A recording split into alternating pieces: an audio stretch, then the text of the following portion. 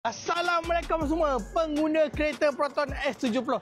Anda tahu tak cara-cara nak lock pintu secara manual? Sekiranya anda tak tahu, jom Kimi tunjuk. Untuk lock pintu S70 secara manual macam ni saja. Anda akan nampak ni, warna putih ni kan.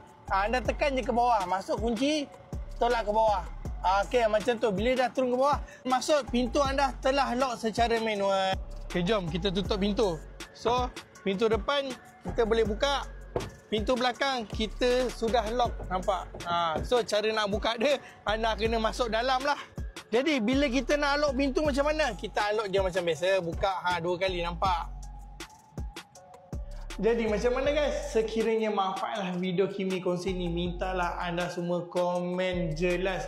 Mintalah anda tap screen, mintalah anda save video ni dan juga share video ni guys.